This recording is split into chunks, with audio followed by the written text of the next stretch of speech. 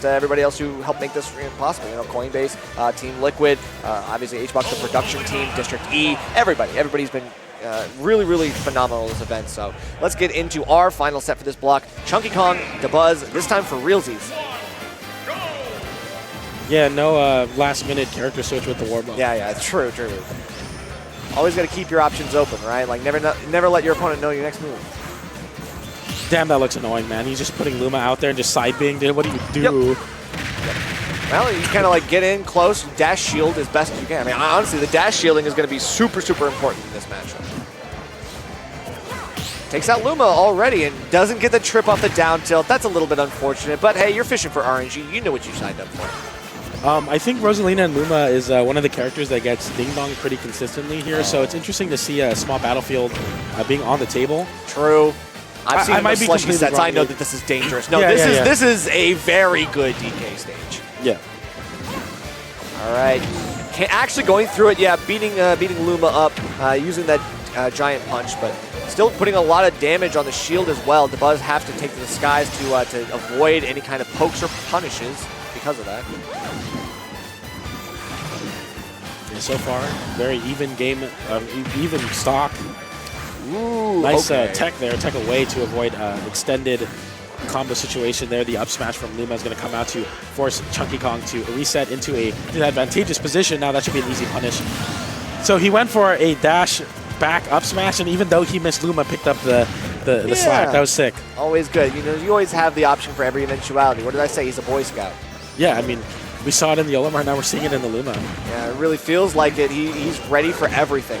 And I mean, we have some good flashes of inspiration from ChunkyKong. He's doing the right things. He is destroying Luma efficiently enough, but this is the trumps that we're kind of seeing. We saw a little bit of it in the earlier set, but we got to see where this goes here for him.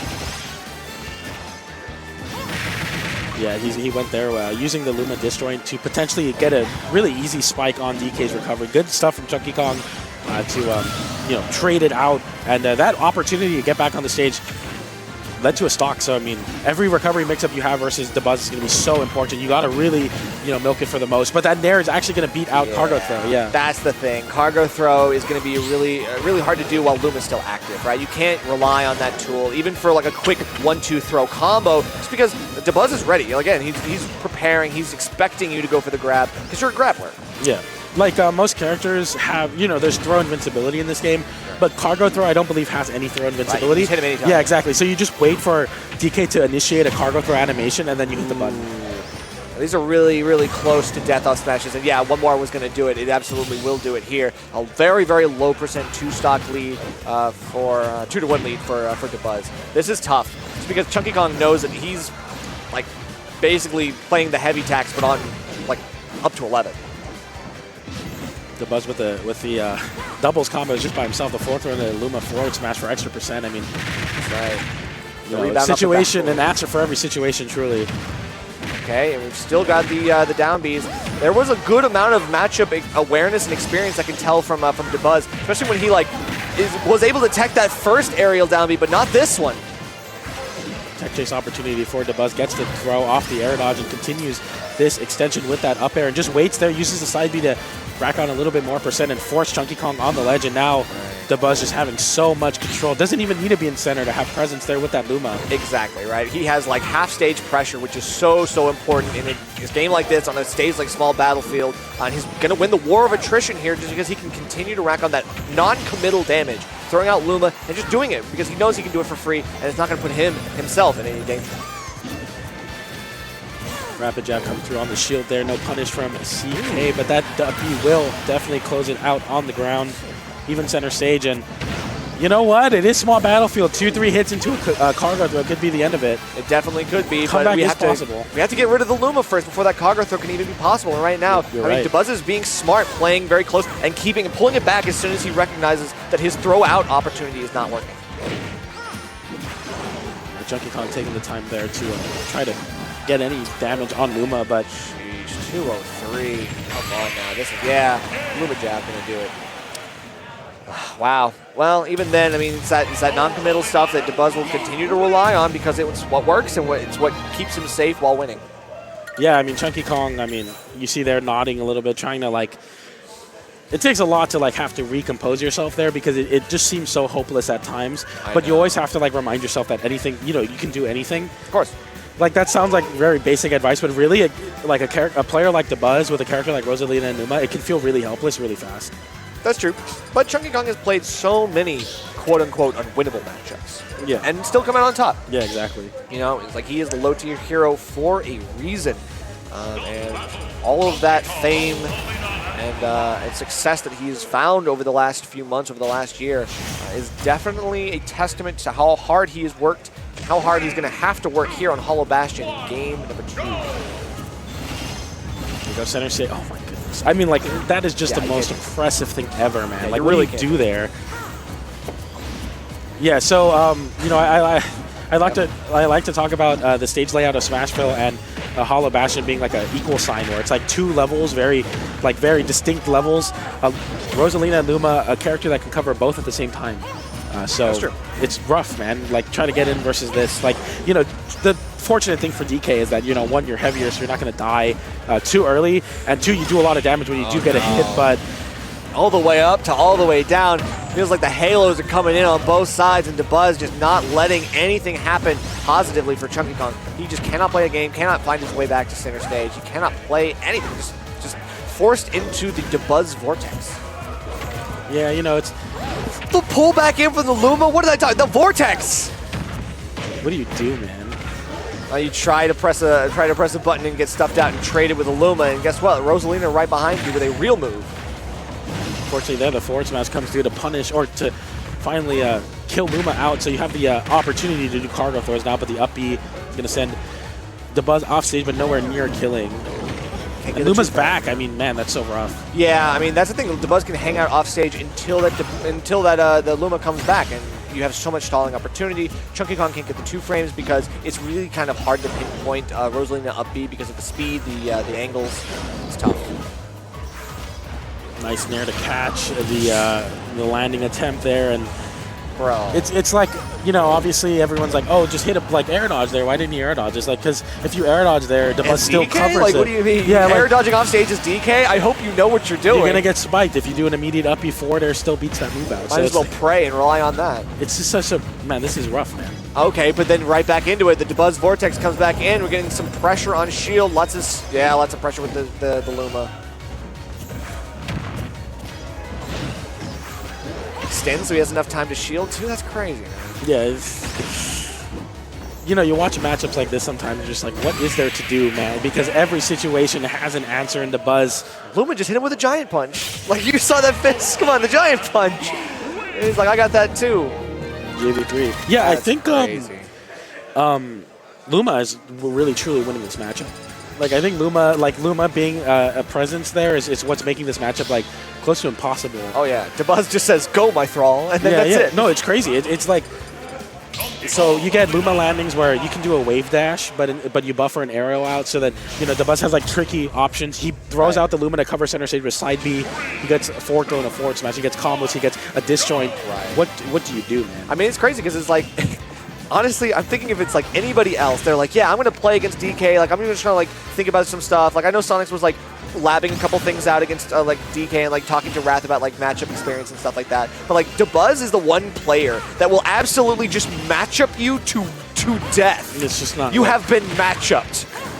Who has Rosalina and Luma experience? Like, seriously, who has the experience that Dabuz? I mean, the best Rosalina and Luma player for how long now? And it's not just the Rosalina stuff; it's just the anti-DK tech. Like, that it's too, just yeah. He knows the vulnerabilities of DK's up B. He's finding the up, like the down airs, just right above him, where he knows he's not able to disjoint, he's not able to do anything. And even though the Luma is gone, Dabuz just doesn't seem to be worried. He uses the footsies, the fancy footwork, and that's enough. Yeah, and you see here the tempo switch from ChunkyKong, like immediately knowing, okay, Luma's offline, now it's my time to like try to really get in and scrap. But Dabuz, I mean, has been playing for so long, is going to be extremely evasive. Even on a character that has a little bit bigger of a hurt box and can be a little bit slower at times, like even there, like you get a true combo, you get punished for it still. Exactly, you get a 1-2. Technically, no one else should be able to punish that like that, but you still get punished because Luma's right there. Now trying to do everything, but even then, 3 hits and Luma's still alive, and then it comes right back, and Dabuz takes the stock. So unfortunate there. We are just like pulling more Lumas out of the clock, like one more Luma for a situation. Honestly. I mean, are you really expecting that there? Because Luma did that animation where it looked like it was about to fade away, but it didn't, and then the Nair pops up, and you just run up under up smash. Yeah. It's ridiculous. And finally, we're getting the first stock off. It's almost 2 minutes in, and ChunkyKong is still struggling, but he's keeping this alive. 2 stocks apiece, and now he's starting to play a little bit better in the neutral. He's getting a couple more hits here. We just need to see the capitalizations. Like, the advantage states have been non-existent. They do not exist. Dude, he comboed Luma back air into a grab. Like, oh man, this is rough. Like, he wins neutral twice, and he doesn't even enter advantage state. He's just still in neutral.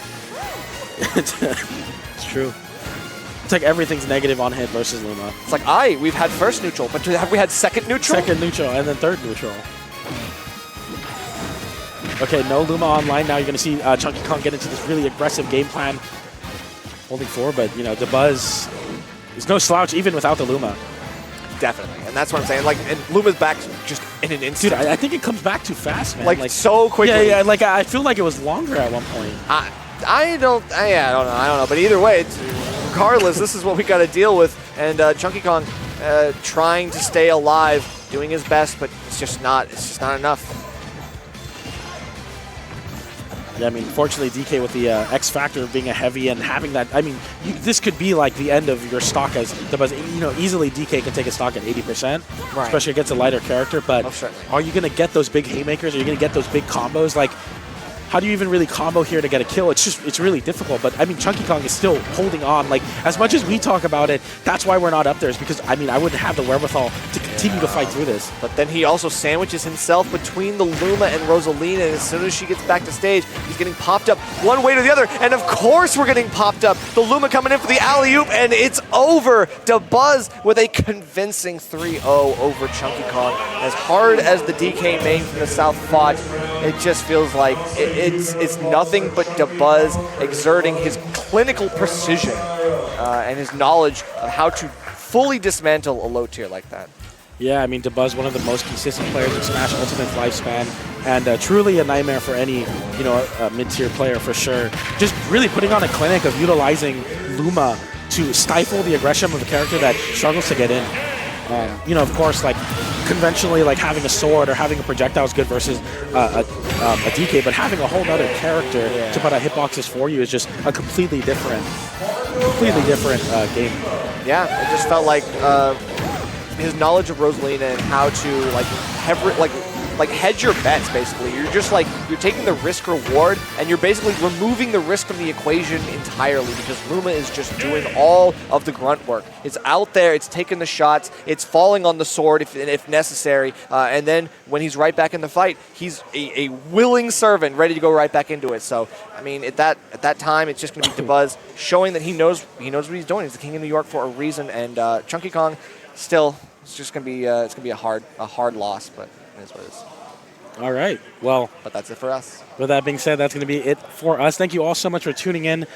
This is the first time I've ever been on the East Coast, and it's really, really exciting. Thank you so much for Team Liquid, and especially Hungrybox for putting his neck out for me and getting me out here. He said, you know, tons of really great things, but I want to give a big shout out to HBox and like how much he's helped my career as a caster. So big shout out to HBox. Big shout out to, of course, Coinbase for making events like this possible, and a big shout out to Team Liquid and the production team here. It's really, really special to be a part of an event of this caliber. Yeah, definitely. I echo those same sentiments. I mean, I know that when I was doing coin boxes, it was a time where I was like growing a lot as a caster, and they gave me the opportunities to do so. And I think that's super, super important. There's a lot of respect that they have for the people behind the scenes, in front of the scenes, people who are on mic. It feels like we are always celebrated, and it feels really nice because it's like they show us that, you know, they know how hard it is, and they have a lot of respect for it. So it's always really nice to see. And shout outs to them for helping us grow a little bit more. And hopefully, you know, you all enjoyed what we had to offer here on commentary. If you have any constructive criticisms, hit me up in the DMs. I'm always happy to hear it. But we thank you all for joining us. There's still so much more going on. I think we have a couple more caster swaps to go on before the end of the night. But we all want to see what happens on the other side, so we'll see you soon.